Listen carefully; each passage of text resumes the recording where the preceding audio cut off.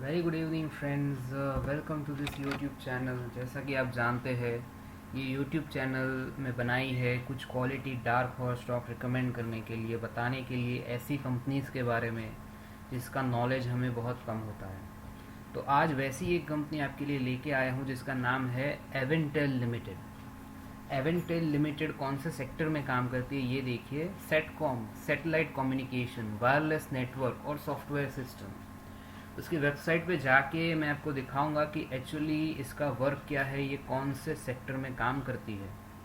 Company का market price इस date पे 15/7/2020, क्लोजिंग प्राइस 363 रुपीज़ है।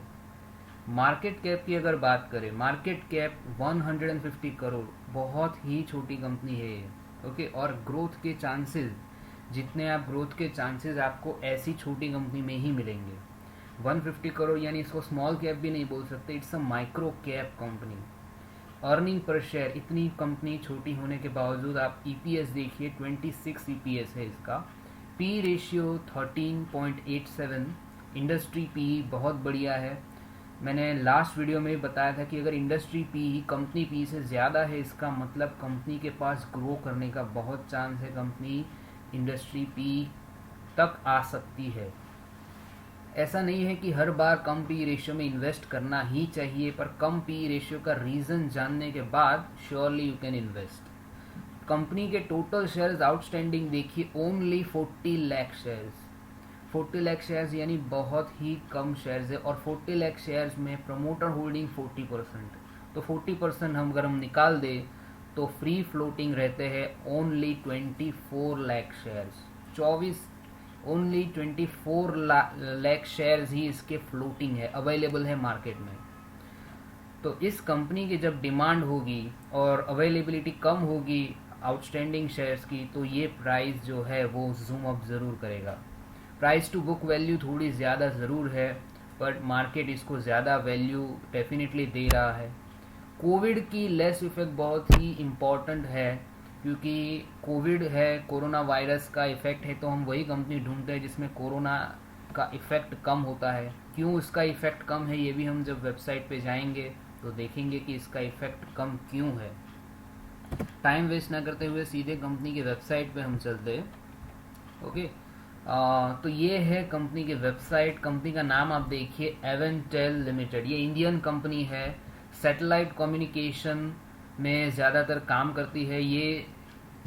सबसे पहले हम सेटकॉम में देखते हैं कि सैटेलाइट में इसकी सर्विसेज ये किस किस को सेक्टर को प्रोवाइड करते हैं। तो defence sector, railway, marine, okay, ये तीनों सेक्टर में ये अपनी सर्विसेज प्रोवाइड करते हैं। Customize solution for INSAT mobile satellite services with advanced microwave, digital wireless communication and signal processing for military and commercial markets. Wireless technology में ये radar system बनाती है, रेडियो सिस्टम, रेडियो फ्रीक्वेंसी सब system बनाती है, और ये सब सिस्टम के जो इक्विपमेंट्स है वो भी डिज़ाइन करती है, और इवन सर्विसेज भी ये कंपनी प्रोवाइड करती है। सॉफ्टवेयर में भी embedded system, PCB designing, application development, different application development, multimedia, visual simulation, and there are many services की ये कंपनी प्रोवाइड करती है। और इसीलिए मैं ये कहता हूँ कि कोविड का इम्पैक्ट बहुत कम होगा इस पर्टिकुलर कंपनी के रेवेन्यू पे, क्योंकि इसके ज़्यादातर रेवेन्यू जो है कॉन्ट्रैक्ट बेस पे आता है। जैसे कि डिफेंस और रेलवेज को कॉन्ट्रैक्ट दिया होता है सर्विसेज का, तो वो जो लॉन्ग टर्म कॉन्ट्रैक्ट होता है, तो उसमें से रेवेन्यू जो जनरेट होगा वो कोविड की वजह से उसमें इफेक्ट नहीं आएगी, क्योंकि ये जो मोबाइल सैटेलाइट सर्विसेज है, it's a constant process, right. इसमें कुछ कोरोना की वजह से कुछ रेवेन्यू में उतना लॉस नहीं होगा, इम्पैक्ट तो ज़रूर करेगा, बट बाकी कंपनीज की तरह इम्पैक्ट नहीं करेगा। कस्टमर्स आप देखिए, कंपनीज का नाम देखिए, Boeing, Larsen and Toubro, Indian Army, Indian coast Guard, Indian Navy, ISRO, DRDO, Bharat electronics. Just look at this companies. इसके क्लाइंट्स देखिए, इसका कस्टमर क्लाइंटेल देखिए कि कितनी ज़बरदस्त कंपनीज है। Indian railways, Indian air force, defence. ये कंपनी को मैं कह सकता हूँ कि ये कंपनी जो है वो डिफेंस सेक्टर में काम करती है। ओके, इसके क्लाइंट्स देख के इसरो देखिए, डीआरडीओ देखिए, इंडियन आर्मी देखिए, Indian coast guard, Goa shipyard, so this company basically works in the defence sector, जहाँ पे कोरोना का इफेक्ट बहुत कम होगा। ये कंपनी सजेशन में लाने का रीज़न जो है वो मैं आपको ज़रूर दिखाऊंगा। ये देखिए, ये एवेंटेल ने डिक्लेरेशन दिया था सेबी में, एनएससी बीएसई की वेबसाइट से मैंने लिया है, 23 दिसंबर का। ये देखिए, उन्होंने बताया कि 34 करोड़ का ऑर्डर उन्होंने रिसीव किया है इसरो से। 34 करोड़। अब आप सोचेंगे 34 करोड़ बहुत ही कम अमाउंट है, डेफिनेटली कम अमाउंट है, लेकिन कंपनी की साइज जब आप देखोगे तो पता चलेगा कि ये रेवेन्यू बहुत मैटर करेगा। जब ये रेवेन्यू P&L स्टेटमेंट में आएगा तो डेफिनेटली आपने जो पी रेशियो देखा है वो कम होगा, ईपीएस बढ़ेगा, और ये रेवेन्यू जो अभी जो कम दिख रहा है ये करोड़, वो शेयर प्राइस में बढ़ के आपको ज़रूर नज़र आएगी। 34 करोड़ उसने इसरो के साथ कॉन्ट्रैक्ट में लिए हैं। 8 करोड़ उसने ministry of defence for supply of satellite communication equipment के साथ कॉन्ट्रैक्ट किया है। ये डेट देखिए आप, 23/12 यानी दिसंबर 2019 की बात है।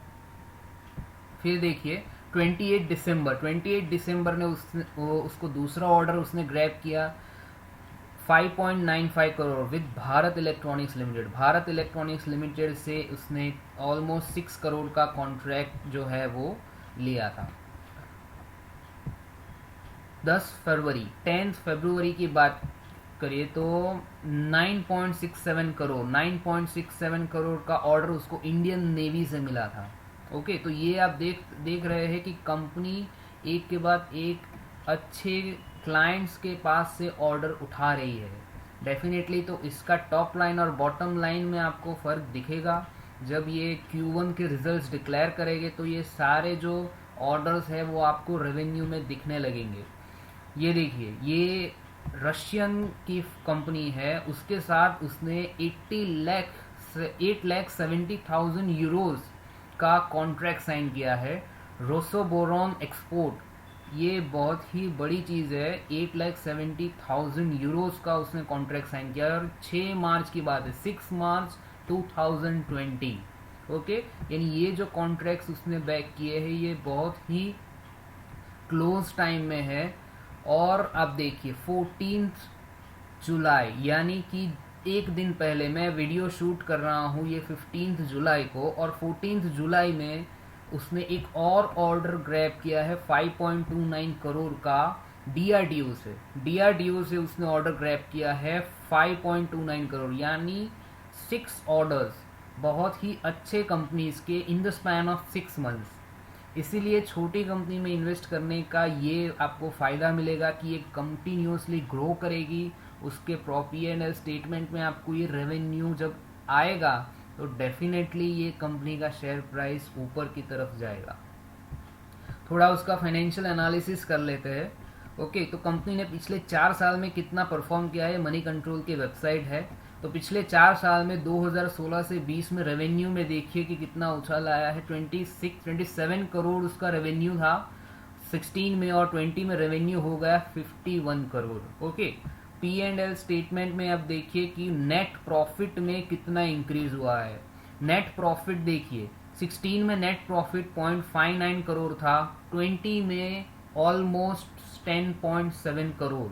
ओके, तो अभी आपको समझ में आएगा कि ये जो ऑर्डर्स की मैं बात कर रहा था, ये जो 10 करोड़ है, 5 करोड़ है, 6 करोड़ के जो ऑर्डर्स की बात कर रहा था, वो जब टॉप लाइन और बॉटम लाइन के P&L स्टेटमेंट में आएंगे तो अगर ये 10 करोड़ भी 20 करोड़ हो जाता है, 2x प्रॉफिट हो गया उसका।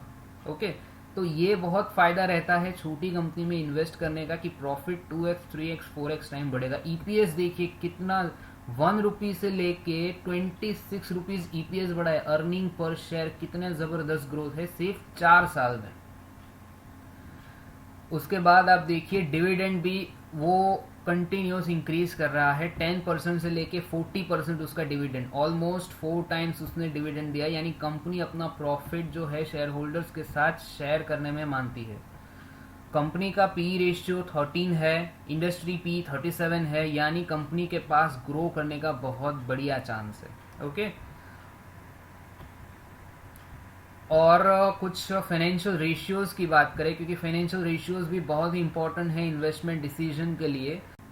तो आइए देखते हैं फिनेंशियल रेशियोज क्या बताते हैं इसके।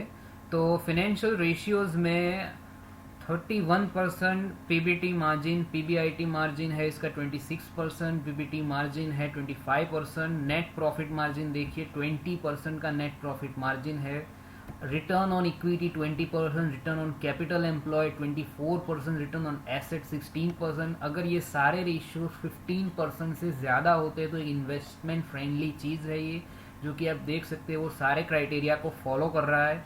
Date to equity ratio 0, company पे बिल्कुल भी कर्जा नहीं है, डेट फ्री कंपनी है, जो कि एक बहुत ही अच्छी चीज़ है। लिक्विडिटी रेशियोज देखिए, करंट रेशियो 4.6, क्विक रेशियो 4.2, बहुत बढ़िया है। डिविडेंड पे आउट रेशियो अभी नहीं दिखा रहा है, ओके। और इसका ईवी पर नेट ऑपरेटिंग रेवेन्यू देखिए 1.14, बहुत ही कम है। ईवी बाय ईबिटा देखिए, earning before interest tax depreciation amortisation only 3.56, इसके पास भी ग्रो करने के बहुत चांसेस है। ये ग्रोथ तभी होगा जब ईवी बढ़ेगा, ईवी तभी बढ़ेगा, मार्केट कैप बढ़ेगी, और मार्केट कैप तभी बढ़ेगा जब शेयर का प्राइस जो है वो बढ़ेगा। तो शेयर के प्राइस के पास बहुत ही अच्छी अपॉर्चुनिटी है कि ये जो है वो जूम आउट कर जाए। उसका एक रीज़न हम ग्राफ में देखते हैं, ओके। यहाँ पे आप देखिए, जब लॉकडाउन अनाउंस हुआ था तब कंपनी का शेयर प्राइस कहाँ था, और वो 150, इसने 150 रुपीज़ का लो मारा था। उसके बाद से उसने रिकवरी चालू की है। तो आज की डेट में बताऊं कि 15 जुलाई में इसने बहुत ही बढ़िया ब्रेकआउट दिया। ये देखिए, इस कंपनी का प्रीवियस 52 वीक हाई था 340 रुपीज़, और इसने प्रीवियस वीक हाई तो इसका 350 के अबाउ था, जिसको भी उसने आज तोड़ा है और नया 52 वीक हाई बनाया है इसका। ये जो आप देख रहे हैं शेयर की जो मूवमेंट है, this is a short term breakout, मैं इसको बोल सकता हूँ।